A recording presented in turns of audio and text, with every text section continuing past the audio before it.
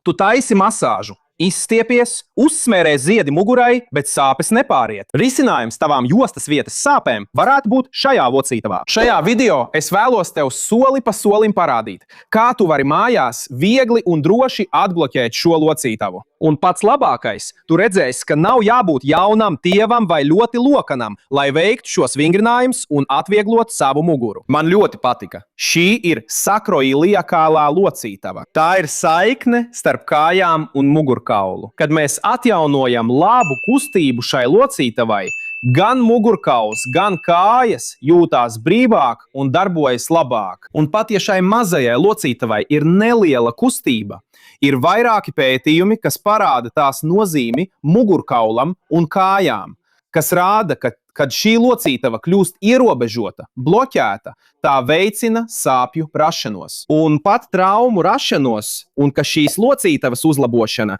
var pat uzlabot sitiena ātrumu un spēku futbola spēlētājiem. Pirmais solis, lai mēs atbloķētu šo locītavu un uzlabotu tava ķermeņa darbību, ir šis. Tu apgulies uz muguras, kājas izstieptas, un tev būs nepieciešama bumba, spilventiņš vai spilvens. Novietu šo spilvenu vai bumbu starp potītēm, un šajā pozīcijā atslābinies, atpūties.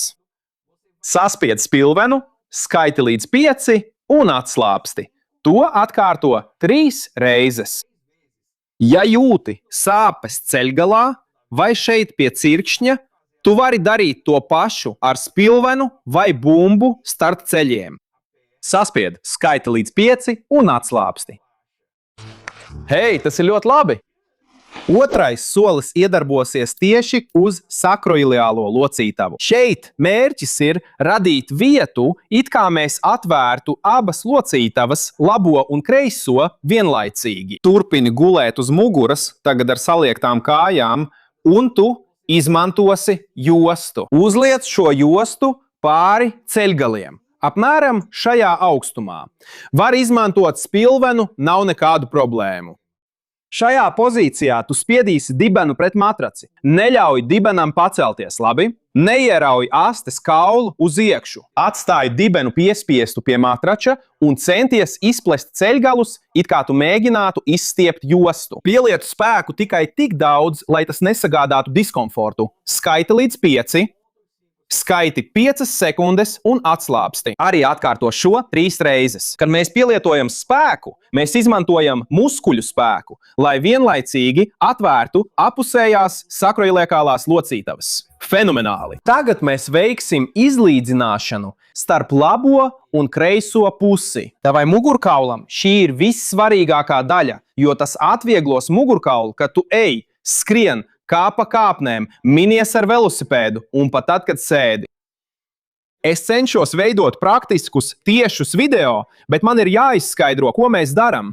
Nesatraucies! Šī video beigās es tev atstāšu visu šo secību kā dāvanu, bez paskaidrojumiem, bez griezumiem. Tikai lai tu vari nospiest atskaņot un veikt vingrinājumus kopā ar mani. Labi? Apsēdies sāniski, tuvāk dīvāna vai krēsla malai. Tā puse, kas ir ārpus krēsla, vai ne, tā sēžamvietas puse, kas ir ārpus krēsla, tu atbīdīsi kāju atpakaļ, līdz sajutīsi stiepšanos augšstilba priekšpusē, gurnu priekšpusē. Uzmanību! Jāstiepj bez sāpēm. Labi? Tā ir tā sajūta, kad izstiepies kā no rīta, kad pamosties. Tu jūti, ka stiepjas, bet tas ir patīkami. Šajā pozīcijā tu spiedīsi abas pēdas pret grīdu, it kā grasītos piecelties.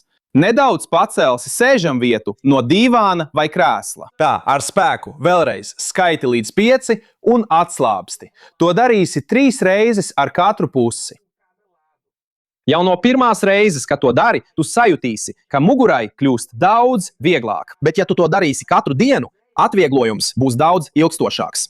Nākamais solis ir iemācīties atbrīvot mugurkaulu no spiediena. Es jau parādīju, kā to izdarīt šajā video. Un šeit ir visa šī secība pareizā kārtībā, lai tu varētu nospiest atskaņot un veikt vingrinājumus kopā ar mani. Šo video tu neatradīsi kanālā. Tam var piekļūt tikai šeit. Tā ir dāvana tev. Ja es spēju tev palīdzēt, tu jau zini, padalies ar šo video ar kādu, kam ir sāpes jostas vietā vai kāda problēma ar mugurkaulu. Izmanto šo video, lai palīdzētu tiem, kam tas ir nepieciešams. Es šeit arī atvados. Liels apskāviens un līdz nākamajai reizei!